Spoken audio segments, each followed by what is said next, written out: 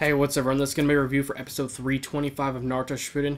Now, I will start off by saying that about half of this episode, or at least about a third of it, really felt like it was kind of, not exactly fillerish, but I guess you could say kind of had that vibe a little bit, or just we're having like a rerun sort of, just because for half the episode, I will say that it kept on going from one battle scene to another, and just kept on going throughout them all, just showing, how the situation is for each battlefield and everything like that, which really does make sense for them to show and everything. But it really just, we've seen that a few times before, and it really makes sense to refresh things like that so you get a good idea of what's really going on. But there has to be at least some of a reason behind it, you see what I mean? And it usually makes sense, especially since it's been like 20 or 30 or 50 episodes since, well, we've seen anything. I wouldn't say 50, but that's too long. But, if it's actually been quite a while, then it makes sense to refresh things. Something like, oh yeah, I forgot about this battle that was going on and all that stuff. And there wasn't really much reason. I don't think it was really that long ago that we had something happen like this, but it did happen for about half the episode. Now, at the beginning of the episode, it starts up, of course, with, all, like the episode last ended, was with pretty much all the other Jinchuriki getting ready to attack Killer Bee and Naruto. Now, when they start attacking and everything like that, one of the things that kind of didn't surprise me is that, well, this, I'll tell you guys in a little bit, but Killer Bee was actually quite surprised because when they actually start getting to the fighting and everything like that and actually start getting into the combat and everything, he was actually surprised by like how fast and swift they were and how they just dodged everything, even in ways that were just like impossible. Like you could have not seen that at all.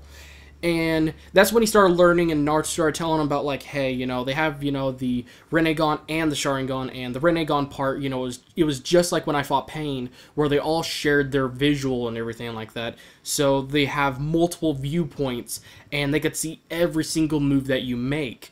And he was just completely, really surprised by that. And when Naruto started really, going into it and everything like that, now, Killer Bee was like, how did they do that? Or how did you get rid of the problem? Or at least the actual Eight Tails itself started talking to Naruto. And Naruto started explaining how he got those little black rods that were inside of their body all throughout and everything. And that's how they were able to actually share, be able to be within control of the main one, which is, of course, Toby. Since he's got the Rinnegan, he's kind of, what Nagato was, the one in control and everything like that. And pretty much take out those rods, and that's how you really get rid of it and everything like that. And he's like, okay, so just get rid of those. And he's like, have you seen him on any of them? And this one thing I found really funny was Killer Bee was like, oh yeah, I saw it on one person, and it was on, I believe, the only female Jinchuriki. And he said, oh yeah, I saw that black rod as soon as I was trying to look at her. And then that's when the HL was just like, shut up, and hit him and everything like that, which is really funny. But let's just say there was being more revealed and everything like that than usual.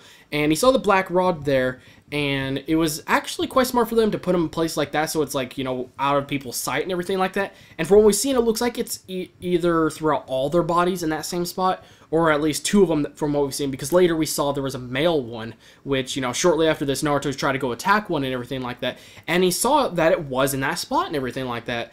And he ended up, after, trying to use the Sharingan and everything, because this was the One Tails Jinchuriki, and he was kind of turned to lava, so it was really hard to get to that rod and everything like that. So he pushed harder, and then another Jinchuriki showed up, and bam, just knocked him away.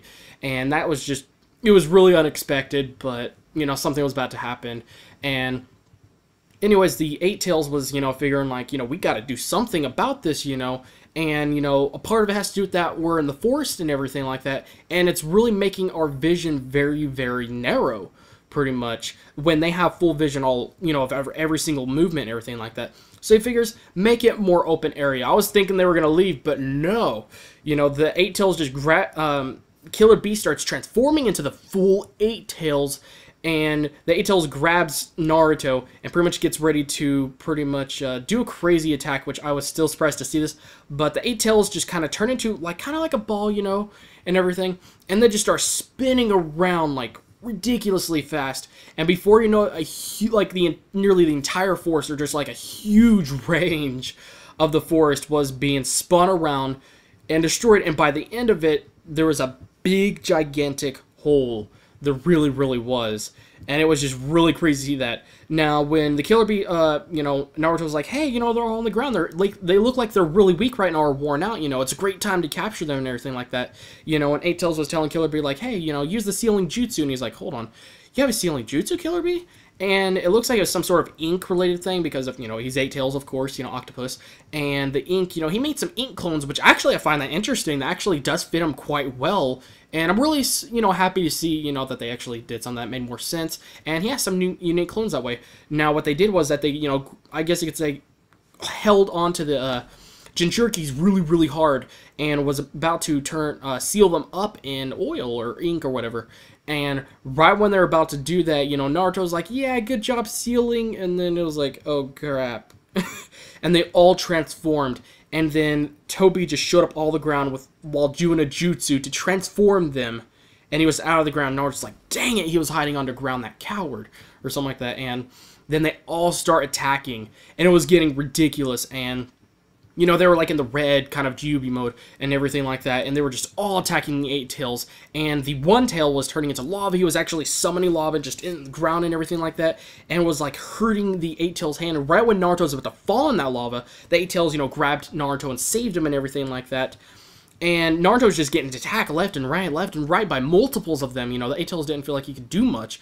And he was trying to just get hold of one and everything like that. And, just throughout all those attacks and everything, things were getting ridiculous. And one of them got some sort of stone or something on his back, Naruto's back. And that was actually quite interesting. It was concrete or something like it, or that signifies it. And Naruto pretty much fell down. He couldn't move really much, not when he was about to fall in the lava, but later, he was kind of glued to the Eight Tails' hand, and the Eight Tails looked like he was worn out. He could not move very much after being attacked or anything like that. And right before that, that was when one of the, I think it was the Five Tails, I'm not sure about that, but correct me if I'm wrong, guys, but the Five Tails pretty much transformed, not in the red kind of Kyuubi mode, but no, full Five Tails beast and everything like that. And that's what really surprised me to see that, because we did see their tails in the last episode, but seeing that they could fully turn into that is just mind-blowing, because I honestly think, that when they got their chakra and everything taken away, they probably were only left with a fraction of what they had. I'm pretty sure it wasn't enough amount to do this, but apparently it did or something, and it was just crazy. But it's really crazy to see that, just seeing how they're attacking everything like that, and they're being able to use the Rinnegan to share vision, and the Sharingan to track movements very carefully, and very fast pace and everything like that, and catch up to their speeds, and all that stuff really, really well. And just the fact that there's multiple, of these guys, tracking all their movements and everything like that, it's just really crazy, mind-boggling. And they could turn into, their tailed beasts and everything like that, which is just crazy. And seeing that happen, it was insane. I was really actually quite surprised to see that. But, well, actually, I've seen some stuff from mangas and stuff like that, so I kind of knew it was going to happen. But I was still surprised. But later, anyways, Naruto was stuck to its hand and everything, the Eight Tails.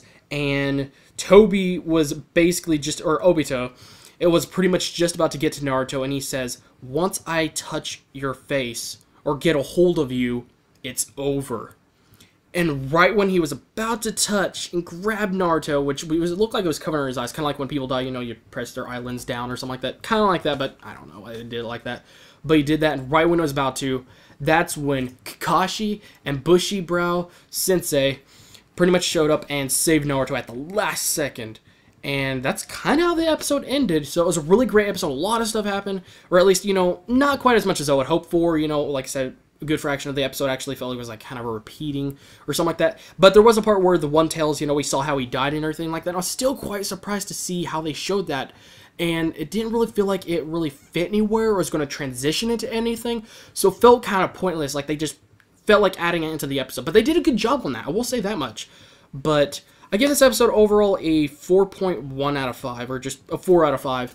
It was good, it could have been better, but actually there were some interesting things, some things made sense, the shadow clone, or the ink clone, and of course that they could go full beast mode and everything like that, which is just crazy. And, he could spin around and destroy a whole giant forest, without, really doing too much, and it was really crazy. And it's great to see this, and I'm really excited to see the next episode to see how Kakashi and Bushy Brow tried to help out. Even though they're not quite as strong as the Jubi, or, the you know, the tailed beast and everything like that, but they could at least do something. And Bushiroad did go great against, when, on the weird episodes, I don't know what they're called, but against, you know, when Naruto had his, tailed beast cloned by, what's-his-face, Kabuto, so he did a good job on that, you know, so it is quite possible. So I'm really excited to see that episode. But that's pretty much it for today, guys. I'm definitely watching the next episode very, very soon. Sorry, guys, for delivering this video to you guys very, very late. Been very busy with work and everything. Got new internet. It's 8 times faster than my old one. But that's pretty much for today, guys. Thank you guys again for watching. And I guess I'll see you guys in the next video.